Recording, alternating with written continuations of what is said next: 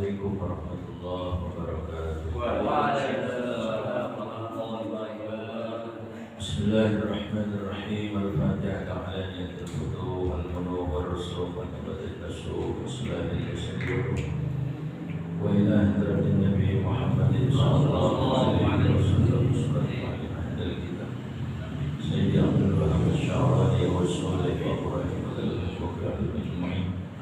Sahibul Maqam al-Habib والشيخ مربي روحي سيد الوالد الحبيب عبد الرحمن بن احمد بن عبد القادر السلام والشيخ مربي روحي هاني حسن بصري والشيخ مربي روحي يوسف حافظ والشيخ مربي روحي هاني سبيل الرسول والشيخ مربي روحي وصولهم وبراءهم وذرهم عليهم اجمعين ان الله تعالى تغشاه بالرحمه والمغفره وينفعنا بأسرارهم ونارهم وعلومهم ونفعاتهم وبركاتهم في الدين والدنيا والآخرة. الفاتحة. أعوذ بالله من الشيطان الرجيم. بسم الله الرحمن الرحيم. الحمد لله رب العالمين الرحمن الرحيم مالك يوم الدين إياك نعبد وإياك نستعين اهدنا الصراط المستقيم صراط الذين أنعمت عليهم غير المغضوب عليهم ولا الضالين رب اغفر لي ولوالدي آمين. بسم الله الرحمن الرحيم. اللهم صل وسلم على سيدنا محمد الفاتح لما أغلق الخاتم لما سبق الناصر الحق بالحق والهادي إلى صراطك المستقيم وعلى آله وصحبه حق قدره ومقداره العظيم. اللهم أخرجنا من ظلمات الوهم وأكرمنا بنور الفهم وافتح علينا بمعرفة العلم وحسن أخلاقنا بالعلم وسهل لنا أبواب فضلك وانصر علينا من خزائن رحمتك يا أرحم الراحمين. Silakan dibuka kitab Wasiatul Mustafa, ada di halaman yang pertama 6 baris dari bawahnya. Bacaannya wa qallat ibadatuhu. 6 baris dari bawah bacaannya wa qallat ibadatuhu. Bismillahirrahmanirrahim. Bismillahirrahmanirrahim. Qala radhiyallahu anhu. Qala radhiyallahu anhu. Qala an-nabiyyu Qala an-nabiyyu sallallahu sallallahu alaihi wasallam wa qallat ibadatuhu ya aliyu idza ghadiballahu ala ahadin razaqahu malan haraman idza istadda ghadabuhu alayhi wakkala bihi syaiطانا yubariku lahu fihi wa yashghaluhu bidunya anid dini wa yusahhilu lahu umura dunya wa yakulu wa yaqulu Allahu Ghafurur Rahim. Ghafurur Rahim. Bismillahirrahmanirrahim. Alhamdulillahirabbil alamin. Wassalatu wassalamu ala asrafil anbiya'i wal mursalin wa ala alihi wa sahbihi ajma'in. Qala Syekhul Muallifu rahimahullahu ta'ala wa adaman naf'a bihi wa bi barakati ulumihi wa bikum fid dharaini amin. Radhiyallahu ankum ajma'in. Qala an-nabiy sallallahu alaihi wasallam wa qallat ibadatuhu ya Ali idza ghadiba Allahu ala ahadin razaqahu malan haraman fa idza ishtadda ghadabuhu alayhi wakkala bihi syaitanan yubariku lahu fihi wa yashghaluhu bid-dunya 'anid dini wa yusahilu lahu umura dunyahu wa yaqulu Allahu Ghafurur Rahim. Kelanjutan dari hadis Nabi kita Nabi Muhammad sallallahu alaihi wasallam. Telah sama-sama kita ketahui dari penjelasan yang telah lalu bahwa Nabi berpesan kepada Sayyidina Ali karramallahu wajhah bahwa siapa orang yang memakan hal-hal yang syubhat, sesuatu yang syubhat, maka akan tersamar dia punya agama. Di samping itu akan gelap dia punya hati. Dan juga siapa orang yang memakan sesuatu yang haram, apakah zatnya itu adalah haram ataupun zatnya itu merupakan sesuatu yang halal, namun cara menghasilkannya, cara mendapatkannya dengan cara yang haram, maka kata Rasulullah, mata qalbuhu, hati orang tersebut akan mati. Kemudian wa khaffa dinuhu, agamanya akan ringan. Wa dha'fa yaqinuhu, dia punya keyakinannya pun akan melemah. Di samping itu wa hajaballahu da'watahu, dan Allah Ta'ala hijab, Allah Ta'ala dinding, Allah Ta'ala tirai dia punya doanya. Artinya doanya enggak diijabah, doanya enggak dikabul oleh Allah Subhanahu wa Ta'ala dengan sebab apa yang dia konsumsi itu adalah sesuatu yang haram atau cara menghasilkannya dengan cara yang haram. Nah, kemudian dampak yang terakhir, bila mana kita mengkonsumsi sesuatu yang haram atau cara menghasilkannya ataupun cara mendapatkannya barang itu dengan cara yang haram, maka Nabi katakan wa qallat ibadatu, maka akan sedikit ibadahnya. Jadi ada efek, ada dampak. Kalau ada orang makan yang haram, ibadahnya akan berkurang, ibadahnya akan kendor. Jadi sesuatu yang haram itu akan memadamkan semangat dia dalam beribadah.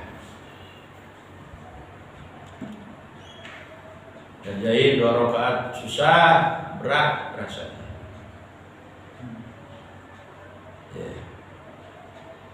Zikiran habis sholat terasa berat buat dia. baca Quran kayaknya susah banget. Jadi ada efek. Sedikit dia punya ibadah, kendor dalam beribadah, jadi bisa memadamkan semangat dia dalam beribadah.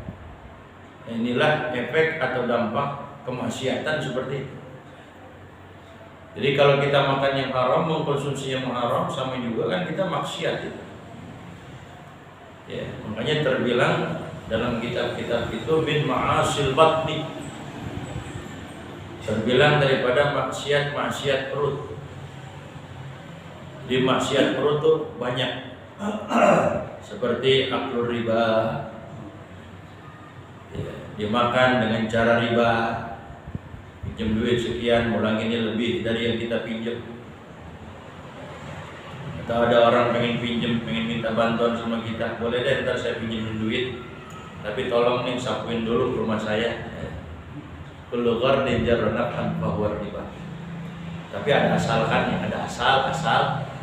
Boleh ada pinjemin asal, nah ini yang gak bagus. Sama juga dia berarti kalau gitu maksiatnya maksiat perut namanya. Makan sesuatu yang riba, syurbi kulli muskiri, meminum sesuatu yang memabukkan, sekalipun cuma seloki sedikit. Saat saya minum cuma sedikit, gelas kecil atau setengahnya, sekalipun tidak memabukkan, tetap hukumnya.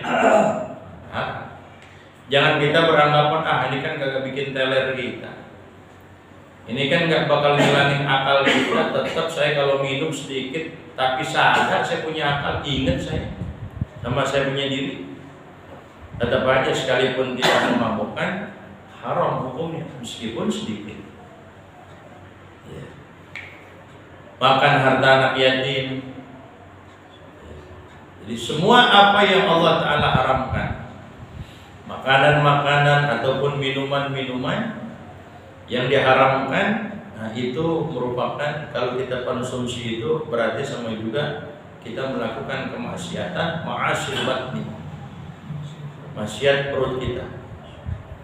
Jadi bisa dapat mengurangi semangat kita dalam beribadah.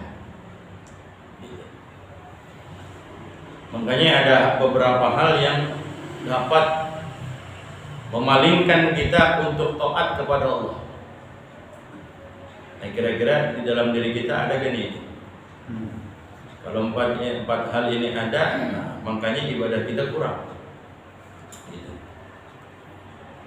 Dalam kitab Al-Habib Abdullah bin Al-Haddad, dia mengatakan as-sarif anit ta'ah, bahwa ada hal-hal yang dapat memalingkan kita untuk melakukan ketaatan.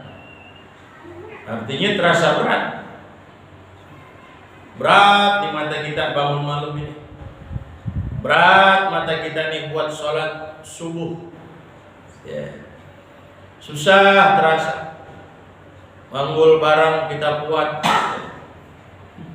berkarung-karung, tapi giliran sholat 2 rakaat kagak kuat. Apa itu diantaranya itu? Kata Habib Abdullah bin Al-Haddad, yang bikin memalingkan kita sampai kita terasa berat untuk melakukan ketaatan. Yang pertama, Habib Abdullah beliau mengatakan karena adanya al-jahlu, kebodohan. Aslu kulli syarrin, bodoh itu merupakan pangkal daripada setiap keburukan, kejahatan. Jadi orang bisa nggak taat, malas ibadah, yang pertama bisa jadi karena kebodohannya, ya. Karena bodohnya dia. Makanya kalau bodohnya kita di sini, lingkungan kita, di lingkungan kampung kita bodoh dalam ibadah, nggak dimaafkan. Karena banyak pengajian, banyak majelis taklim, banyak asatidz, bodoh ini. Nggak tahu kita tata cara ibadah, tata cara sholat yang benar, mandi janabah bagaimana, tata cara wudhu bagaimana, air yang boleh kita pakai buat wudhu. Nggak tahu, nggak dimaafkan. Karena bodoh itu ada yang ma'dzur, ada ghair ma'dzur. Bodoh itu ada yang dimaaf, ada yang nggak dimaaf.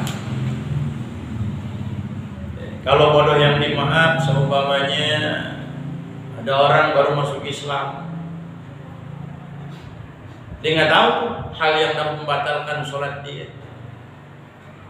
Bahwa sholat itu nggak boleh ngomong, sholat itu nggak boleh gerakan 3 gerakan berturut-turut, sholat itu nggak boleh yang namanya ada bajunya ada najisnya.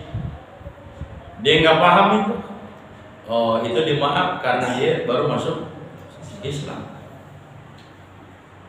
Tapi kalau udah puluhan tahun dia gak paham juga, nggak dimaaf tetap. Tapi kenapa gak paham? Iya kan saya mualaf. Udah lama, udah 6 tahun. Kagak dimaaf kali. Ya. Nah, atau kita umpamanya jauh dari lingkungan ulama, jauh dari pengajian. Berarti kalau jauh dari pengajian kita kudu tinggal di mana? Di hutan. Ya. Kalau di kampung kita banyak pengajian.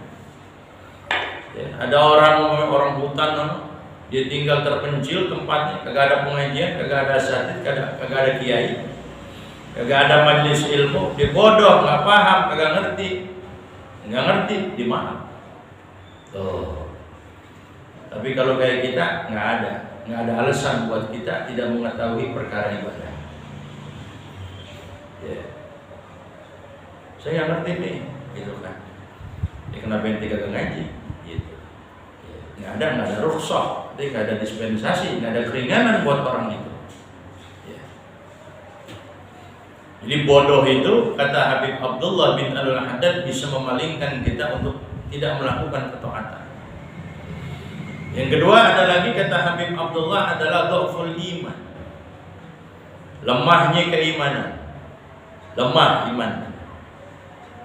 Kelemahan iman seseorang itu bisa memalingkan daripada taat kepada Allah. Ya. Umpamanya dia disuap, dikubrakin duit, tuh 1 M. Oh, M apa tahu? Ember memang. Dikubrakin duit tuh 1 M tuh. Udah bilang aja ini kerjaan aja mente gitu. Padahal kagak boleh masyarakat agama. Dikarenakan imannya lemah, ya diambil aja. Iya kan? Kubrakin duit, makan. Tapi syaratnya nanti kudu tidur sama perempuan. Enak kan? Enak 2 kali berarti. Dapat duit juga, dapat perempuan juga. Tapi kalau orang yang imannya lemah kira-kira dicaplok kan? Duitnya diambil, perempuannya dikerjain sama dia. Ya. Kalau ukuran kita digituin kuat tapi enggak. Duit dapat gitu kan? Bener nggak? Perempuan? Ya Allah. Kita diasongin gitu aja belum tentu kuat. Diasongin perempuan kuat belum tentu kuat. Ya. Udah yang bisa bayar gratis pokoknya. Anak istri nggak ada yang tahu ini gimana itu. Ditarik ente masukin kamar sama dia itu. Keluar gak kita? Mau keluar di situ aja. Wah, ya. Iman lemah bisa bikin apa ya? Kita berpaling daripada taat kepada Allah. Tulul amal, panjang angan-angan, bisa menyebabkan berpaling daripada taat. Tentunya panjang angan-angan yang sekiranya bisa apa? Bisa melupakan dia akan akhirat. Ya, pengen punya ini, pengen punya itu, boleh sih boleh, tapi jangan sampai akhirat dilupain namanya. Gitu. Waktu saya baca kitab karangan Habib Abdullah bin Al-Haddad, waktu di Mukim itu, ya, sama Kiai, ya, Kiai Qurtubi, itu beliau bahas tasawuf, semangat masalah tulul amal, panjang angan-angan. Ya. Ada orang yang benar-benar bergelimang sama dia dunia. Ya. Tapi ini lupa akan akhirat, yang nggak bagus lupa buat apa? Akhirat. Nyari dunia silakan boleh, tapi jangan sampai lupa apa? Akan akhirat. Ya. Hotel, antum tahu gak hotel yang Jatinegara? Hotel apa itu yang dekat Polsek itu? Alia apa Alia? Alia. Hah? Alia. Nggak pernah masuk hotel sih. Alia. Alia. Alia ya? Alia. Itu kata saya punya guru di Kurtubi itu yang bangun hotel itu belum sempat nikmatin keuangan daripada hasil hotel tersebut. Setelah selesai berlantai-lantai, berapa lantai itu? Ya, berapa lantai itu? Dia mau masuk nggak? Lewat Hah? Terus saja kalau gitu ya. Main kontrakan dulu sih. Udah selesai dibangun, dia capek, dia yang nyari duit, dia memutar otaknya siang malam buat ngabisin dana atau bikin hotel itu, ternyata belum sampai kemakan hasil daripada hotel tersebut, dia udah meninggal duluan. Udah apa? Jadi kagak menikmati apa? Gak nikmatin hasil. Meninggal. Jadi makanya kita perlu ingat, perlu sadar, ya, bahwa kita ini akan apa? Akan berpisah dengan dunia. Akan berpisah kita sama dunia. Boleh kita, ya, kan yang namanya dunia kan penting juga gitu. Bisa kita silaturahmi, bisa bantu orang fakir miskin. Tapi ingat, akhirat jangan kita lupai. Ad-dunya qantaratul akhirah. Dunia itu merupakan jembatan untuk menuju akhirat. Gitu. Jangan buat dunia dari dunia untuk dunia. Yang bagus dari dunia untuk akhirat. Ya. Jadi panjang angan-angan. Dia nggak lupa bahwa umurnya dia itu di sana udah dicatat sama Allah. Tekan kontraknya kita kira-kira tahun berapa? Habisnya tuh. Hari apa, tanggal berapa, tahun berapa, malam ke siang wafatnya kita. Udah ada di catatan Allah Ta'ala. Itu. Ya. Ini. Nah, yang keempat kata Habib Abdullah itu dia yang bikin kita males ibadah kepada Allah Ta'ala, aklul haram wasyubuhat. Makan makanan yang haram dan juga makan makanan yang syubhat. Jadi ada efek, ada dampak daripada apa yang kita makan di situ. Ya. Cuma ingat, ya, memang apa yang kita makan kudu halal, apa yang kita minum kudu halal, atau cara mendapatkannya dengan cara yang halal. Tapi meskipun halal, ingat jangan berlebihan. Undang-undang halal nih, terus aja ayo tuh. Kalau belum muntah, jangan, haram jadi hukum. Nah, bukan kebuli ya, ini satu nampak habis, pindah lagi sono. No, ada sisa lagi, no, pindah lagi itu. Belum yang dibungkus. Iya kawasyiba'a, fa innahu minal halal mabda kulli syarrin. Iya kawasyiba'a, hindari oleh engkau yang namanya kekenyangan perut. Perut kita kenyangan. Emang halal, boleh kita konsumsi, tapi yang halal juga itu bisa mendatangkan keburukan dan juga kejahatan buat kita.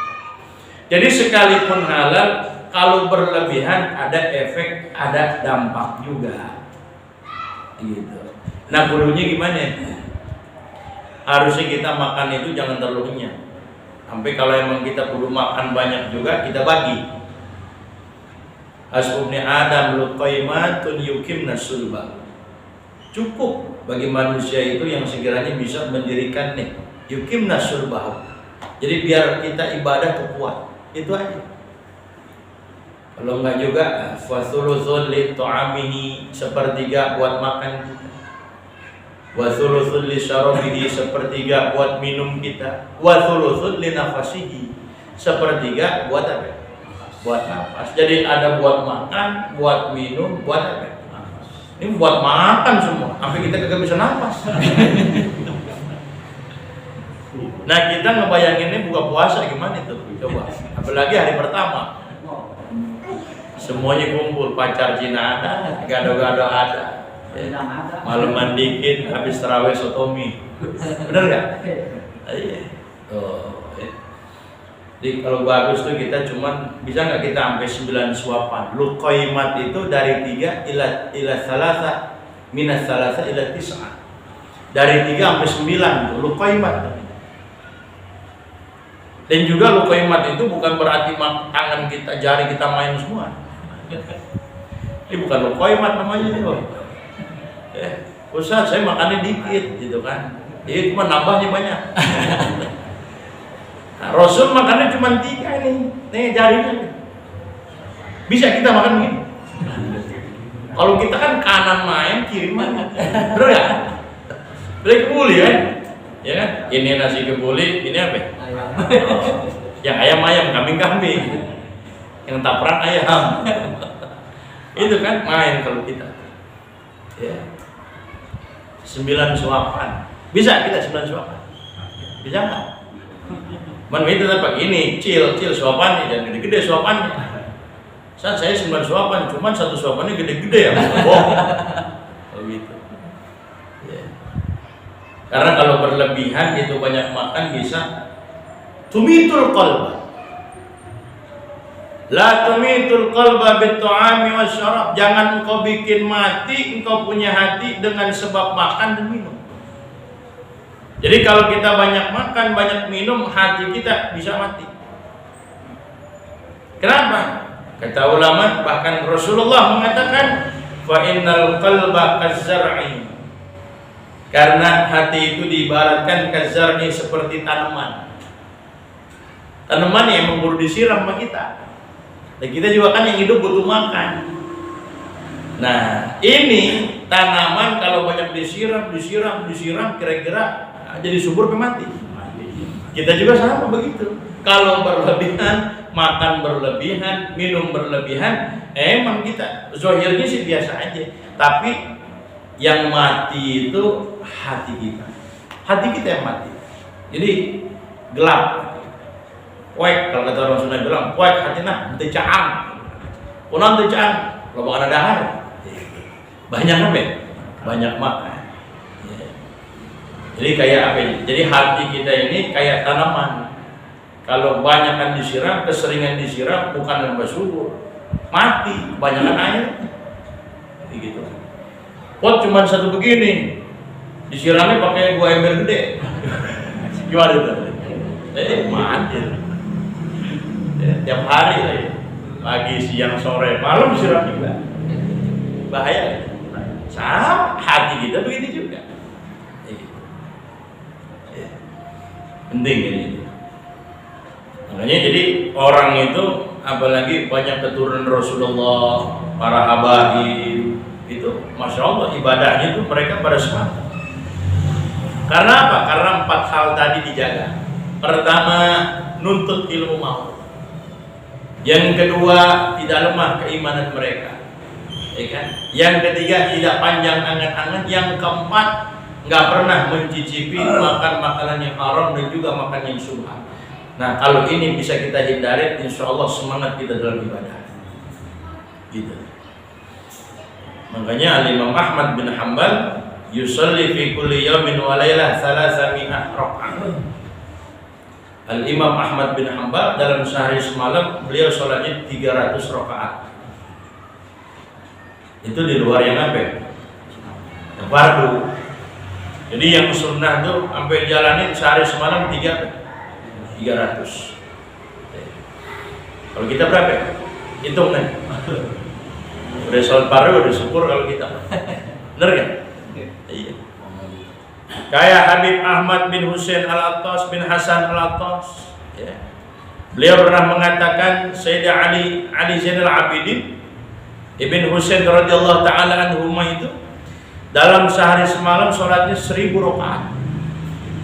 1000 rakaat. Ada orang pulau 1000 rakaat. Oh, kalau kita nolak gliding. Ya. Sayyidina Faqihil Muqaddam Syekh Abdul Qadir Al-Jilani, Syekh Abdul Hasan Asy-Syadzili, Syekh Ahmad Ar-Rifai, Syekh Ahmad Al-Badawi, Syekh Ahmad bin Alwan, itu semuanya dari kalangan para habaib. Kenapa mereka semuanya bisa begitu tuh? Bisa mereka maksimalkan ibadahnya kepada Allah Ta'ala karena terhindar daripada 4 hal tadi: kebodohan, dhaful iman, turun amal, dan juga aklul harami wasyubuhat. Jauh terhindar dari itu semua. Gitu. Yang kita minta kepada Allah Subhanahu wa taala, mudah-mudahan kita semua diberikan taufik oleh Allah Subhanahu wa taala. Jangan sampai anak kita dikasih yang haram. Yang subadai jangan, apalagi yang apa? Apalagi yang haram, jangan sampai kita. Apalagi umpamanya istri kita lagi apa? Lagi ngandung, hindari, awas, jangan. Karena di situ ada pengaruh apa? Pengaruh berat. Dampaknya itu pasti apa? Pasti ada. Buat apa? Buat si cabang bayi tersebut. Bisa mempengaruhi itu anak entah bagus dan tidaknya. Tergantung apa yang kita kasih ketika dia masih ada dalam apa? Di dalam kandungan.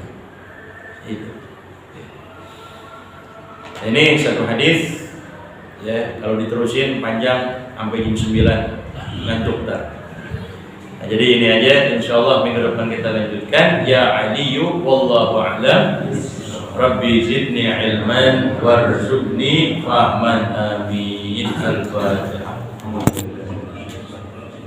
Bismillahirrahmanirrahim. Alhamdulillahirabbil alamin. Arrahmanir rahim. Maliki yaumiddin. Iyyaka na'budu wa iyyaka nasta'in. Ihdinas siratal mustaqim. Siratal ladzina an'amta 'alaihim ghairil maghdubi 'alaihim waladdallin. Li wa li walidayya.